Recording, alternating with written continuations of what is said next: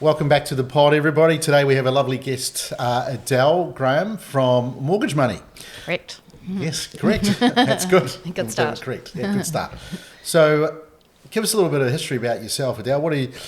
What's your working career look like? What have you done in the past, and how have you got to where you are now? So I am a born banker. Yep. So born and bred banker. So started in Westpac when I was 18. Right. And finished 30 years later. Right. So during that period of time, had an opportunity to see a lot of different aspects of banking, from Yes. retail, started as teller, went into doing mortgages, personal loans, and then spent a little bit of time in Nelson. Motueka is where I started. Oh, well, okay. Mighty Mott. And Just like young Gordon Webb. yeah, it's where the great ones come from. Yeah, and then moved down to Christchurch for a period of time. Lived down there for 3 years. A bit cold down there. Yep. So moved back to Nelson and moved into looking after the private banking sector, Okay. more on a one-on-one basis for a period of time, and then decided that I'd move into business bank. Did a lot of business bank for a period of time, and then decided that actually everybody's in business for themselves. Time for me to be in business for myself. Yeah, so cool. Moved into mortgage advisory. Yeah, good. And so how long have you been doing mortgage advisory? So started in the start of this year. I had to do for a basic mortgage advisor, you have to be a New Zealand level 5 in financial services qualification. Yep. So I did my qualification, which was actually quite eye-opening, because I think the level of detail that you have to go into as an advisor versus what we would say in banking is just a little bit different. In banking, you're a nominated representative for a bank, so you can give facts, but you can't give advice. Mm-hmm. So as a mortgage advisor, I can actually make recommendations and advise on people's... Yeah. So I guess that's the difference in seeing a mortgage advisor versus a banker. They'll just tell you the facts. Yes. And you can make a decision based on facts, whereas a mortgage advisor can be this would be better for you because, and that's quite cool. And back that. Didn't know that. Did you know that?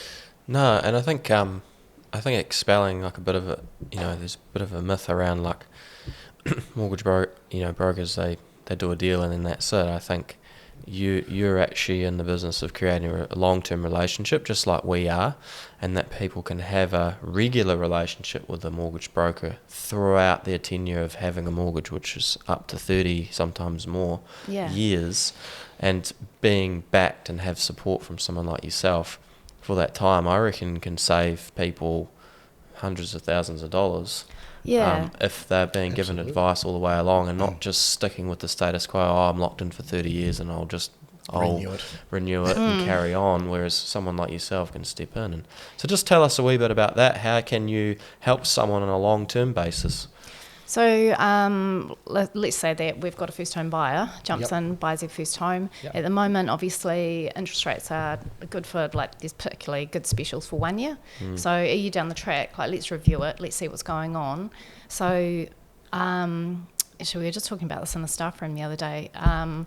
At the moment, interest rates are reasonably high in comparison to where they've been over a period of time. A first-home buyer jumps in, pays it for a year, and they've actually been managing it okay. Yeah. I'll touch base with them 90 days before their fixed rate matures, and then we'll talk about, hey, how's it going? What's the plans? Are you happy where you are? What's our next step? Yep. And then they'll say, oh, actually, we want to take advantage of a new fixed rate, or, we want to stay here for the next couple of years, so, let's just... lock it in again. Yeah. And, I could sort of say to them something along the lines of, well, if you're managing this payment, okay, at the moment at a higher rate, why don't we keep it the same? Yes. Benefit of that is, they save money in the long run. Interest over the long run, don't they? Yep, and also they're creating that little bit more equity, yeah, so that when they're ready to move into another house or upgrade or have a family or next steps, they've created a little bit of equity, saved themselves some money on the way, and that sort of thing. So people don't think like that. Yeah, they just want to pay the least amount as they possibly can. Sometimes, short term. It depends on their situation, obviously, but if they can maintain that higher repayment, if you like, that actually opens the doors for their next move, doesn't it? Yeah, and you'll be surprised how much money you'd save by keeping your payments at a higher level. Yeah, it's over crazy, the eh? over long time. And I guess you probably, Beauty of compounding interest. you know, you can customize people's mortgages. Just, I think that a lot of people don't even realize that you can split it up. Like, you don't have to have the whole mortgage on one rate. Yeah. You can look at where things are trending and go, actually, let's fix the portion that, you know, you're realistically not going to pay off in full, you know, for a certain percentage, and then let's take a smaller chunk and put it at a it might be a slightly higher percentage to start with, knowing that you can fix it for a lower than the big chunk later on. Absolutely. Talk us about different ways that, and talk about floating mortgages as well. Yeah, so floating mortgages, there's a bit of a variety of ways that you can structure a floating mortgage. Benefit of a floating mortgage, obviously, is that you can make lump sum repayments and reduce the amount of interest that you'll pay over long term without any penalty. Whereas on a fixed rate, most banks will give you like a little bit of leeway, sort of like 5% sort of per annum, which you might be able to make an extra repayment on fixed rates, but floating rates, no cap. Go for gold. And that's good for people like ourselves. Yeah, where lumpy incomes, commission-based incomes. You know, if you've, like basically like bulky incomes coming in, sit it against a floating rate, save yourself the interest. And you know, you can just draw down on it as you need to use it for your living costs until the next sale. Yeah, exactly. How does an offset mortgage work? So the offset mortgage is so revolving credit is really good for people who have got good budgeting skills. If you haven't necessarily got good budgeting skills, then offset. I've got good budgeting skills. Offset still allows you to have individual accounts for different purposes, you know, a spending account, a savings account, a holiday account, but all like offsets against the credit balances will offset against your debit balance. The total balance offsets. Total balance. So you basically, the advantage of it, because we've got one, is that when that big the pay packet comes in, because we get paid lump sums and then we might not get paid for a while, is that for that period that you've still got that money in the account, the loan pretends that amount doesn't exist. So you don't get charged interest on that, where you don't get that on a fixed term. You're just getting charged all the time on all of the amount. And then also you've got all of your other accounts that you use from a day-to-day basis. So you might have 50 grand on a floating mortgage. You get paid 10 grand or whatever it is, and then in a big chunk, and then you've got another 10,000 that is going up and down as you get paid. That's basically, you're not getting charged interest on that. So how's that not a good thing? Obviously risky, because you've always got access to that money. So if you think, we want to update the kitchen today, you can go and spend all of that money, 50 grand, gone. Well, that's a nice car on the side of the road. Boom. Discipline. So it's not for everyone, but if for the disciplined people, it can make a massive difference long term. Which is great. And that's where like it's completely separate, different to a fixed rate, which is really good for people who want certainty of payments. Just know this is my fixed amount that comes out every fortnight or every month. You can plan for it. And you can plan for it. Cool. Talk to us about being a mortgage advisor. What's the benefit of using a mortgage advisor? You know, people tend to gravitate to their bank to start with, right?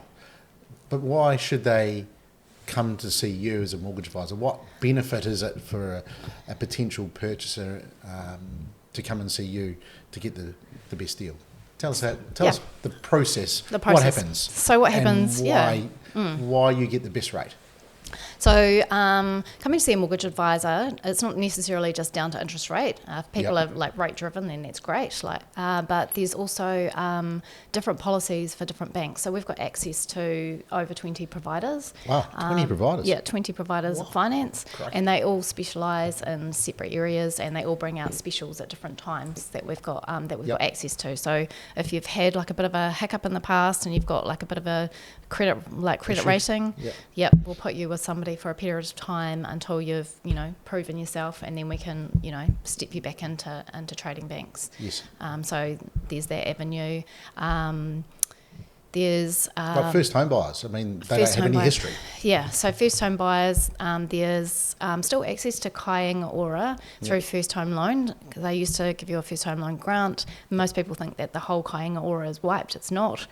So there's still Kāinga Ora in the background. So there's 4 or 5 banks who are aligned with Kāinga Ora. Yep. And for first home buyers, this is great. Not only do like some banks give you exceptional interest rates, like below the sixes at the moment, for a 1 year, they give you cash in the hand, and you don't have to pay a premium for being a low equity borrower. So a low equity borrower is anybody who would borrow over 80% yep. of a property.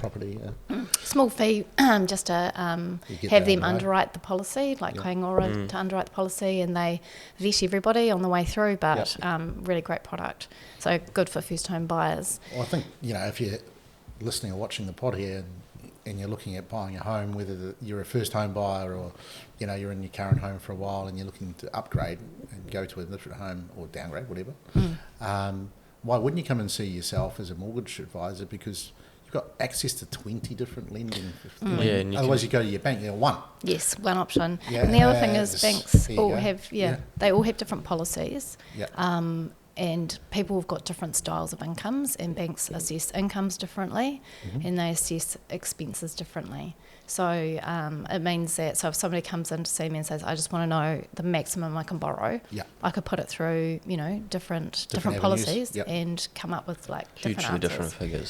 So this bank will give you this bank will give you this organisation will give you this. Yes, and it's which quite, is awesome. Otherwise, you're different. just a one-trick pony at a bank, aren't you? It gives you the ability to solve problems, because there's been many times where we've had deals that are on the edge because of finance, are at absolute max, in terms of their borrowing power, and some banks are saying no, some banks are saying yes. If they're only working with one bank, then they're kind of, stuck with a no. They're stuck with a no, whereas you can go, I've had 3 no's, and then you're able to give them a yes, and that's just a beautiful thing. Oh, it's awesome. And I think that's the beauty of having, mortgage money based within the Summit family, if you like. Yes. Having you based in the Richmond office, we can come and see you, refer you to, people to you, whether they're first home buyers or anyone. Yeah. And you can look after them and get some answers really pretty damn quickly. Yeah, which is fab. And it's not, sometimes it doesn't come down to how much they can borrow or,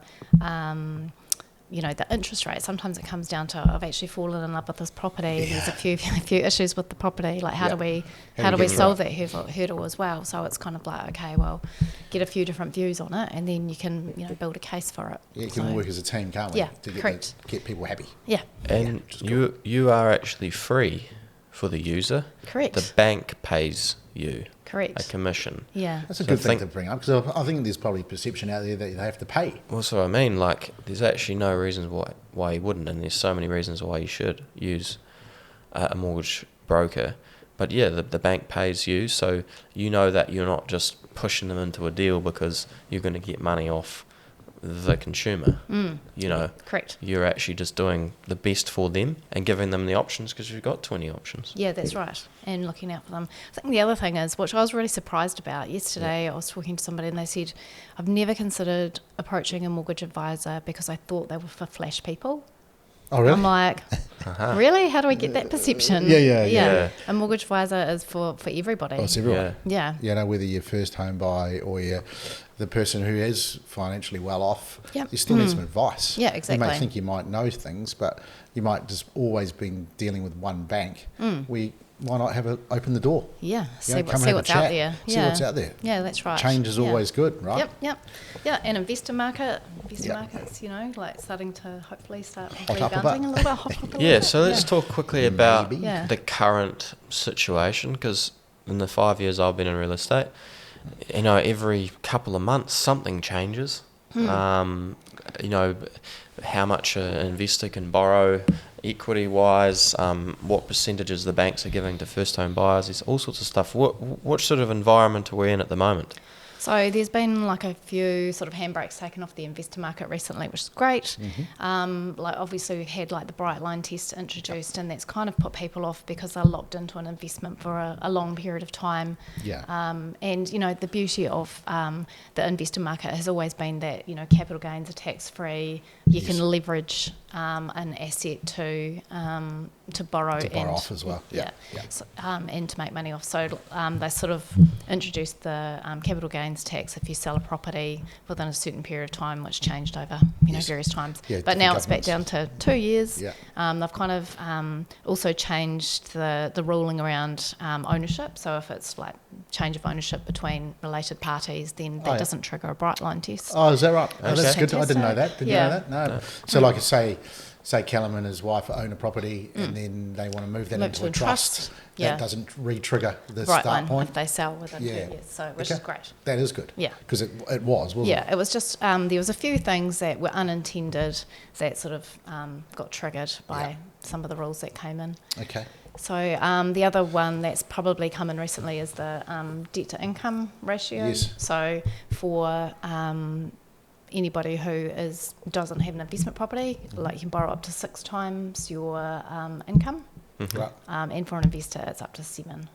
So Okay. they brought those rules in, which we kind of haven't really tested out too much to date because interest rates have kind of been so high. It's kind of hampered how much people can gonna say. borrow. Yeah. People are probably not that Yeah. inclined into that stuff right at the moment, but Yeah. that may change. Yeah, in the but next as 6 to interest 12 rates, months. as interest rates sort of start to reduce, I think like the income caps will start to become more important. Yeah. Yeah. Just as an assessment. So like at the moment, if the interest rates are sort of like 7%, Yes. the payments are quite high. Yeah. Whereas if we are assessing it at sort of 5.5, then actually I think the debt to income Manageable. caps will Come into play. will come into play Right. without like restricting borrowing. Makes sense, eh? Yeah. Yeah. We'll put you on the spot now. What do you think's going to happen with interest rates? Are they going to come down? Are they I'm going to not come an down? economist. No. So what do you think? But yeah, honest Yeah, opinion. yeah. Let's say 6 months, 12 months. So even in the last, since the Reserve Bank put the official cash rate down Yep. last week, banks have responded by cutting floating rates, which is great. First cut that we've seen for a while in floating. Yep. And the 6 month and sort of 1 year rate have kind of reflected the fact that ultimately we expected interest rates to come down. So they haven't changed too much, but they're like that. Probably the 1 year kind of space is pretty hot at the moment for banks. So lots of pressure. When do you think we're going to see a significant change? Because a significant change in interest rates is going to have an effect on the housing market. Yeah. A small little tweak, which is what we've seen at the moment. Yeah. Right? Just sparks some interest. Yeah, it just gets people, things are changing. Yeah. All right? But the change will happen when we have a significant reduction in interest rates. When do you think interest rates are going to come down to, say, under 5%? Well, yeah, I told you, put it on the spot. it's funny. Firstly, I have to disclaimers. I'm not an economist, so this is based on this is based on like the market research that I've just kind of been looking at, which is limited to all the banks. Yes. Like a little bit of speculation from Tony Alexander, who's we all know who he is. Bit of a character. Yeah. So like they're all starting to suspect that actually interest rates are going to come down a lot quicker than what they thought. Yeah. A couple of articles that I've read sort of indicate that maybe like there's 3 sort of changes that will be quite peak, sort of like October, November, February. Right. So they think that there might be some reductions at all of those stages. All those stages, yeah, right. So, fingers crossed that would would be great. awesome, wouldn't it? I mean, for the whole economy, not just real estate, but for everybody. But of course, cost the of living. Reserve Bank is staying a bit strong they won't about say it. anything. Yeah, I mean, because let's be fair, their last chat before they did the cut was that they may go up. Yeah. Yeah. So, I mean, what are they just picking things out of the sky? Yeah. So we need some continuity and some consistency from the Reserve Bank to give people a little bit bit of more confidence. Yeah. I think the other part that is probably causing a little bit of hurt at the moment is just that businesses have not been doing very well. Correct. And one of the businesses' biggest expenses is always wages. Yeah. So a lot of people have uncertainty in employment, and that will just stop them from pressing the go button until that certainty starts coming back into the market. Yeah. So from the market research I've read, they're sort of still predicting that unemployment's not going to peak until 2025, February 2025. Yeah. So, there might be like a little bit of hurt in the meantime. Yeah. But I think retrospectively, the banks have actually come to the party with they're doing what they can, I guess. Yeah, helping people out and making it really easy for people to have, payment holidays, restructure their mortgages, go on interest only for periods of time with little We've hassle seen basically no mortgagee sales. I was just going to say, there's been all this talk, everyone's in the hurt, and there is hurt, right? There's no point in hiding that. But like you just said, the banks are trying to work with people to get through the hurt. Yeah. rather than going, sorry, You need to sell Yeah. your mortgagee house. sale. Exactly. You're done. Yeah, yeah. All right. We've seen very few in our town. Yes. You're very, very few. Very few. You're Yeah. right. So Yeah. people, yes, there's a bit of hurt out there, but the banks are working with people to get through the hurt. Yep. Hopefully the happiness will come back. Exactly. And, I and think... it sounds like it's going to be 2025 Yeah. at some point. 2025, yeah. So Yeah, at some easing point. 2025 at some point. Yes. Yeah, that's So, right. Yeah. look, hey, great to have Adele on the pod today. Yeah. You know, We'll have to get you back for further you updates. have to get back. Yeah. I mean, you're a wealth of Fantastic. knowledge. I mean, if you were thinking of redoing your mortgage, getting your first home buyer, anything to do with money, come and see Adele. I mean, Love to far see out. you. You've got 30 years of Experience. knowledge, help. You've got to be the go-to. Got So to be. people, give us a call. We can get you in touch with Adele, or Google Adele. You'll find her. Yeah. Thanks, Adele, for coming on the pod. Thanks, guys. No Thanks. worries. Thank you. Thank you.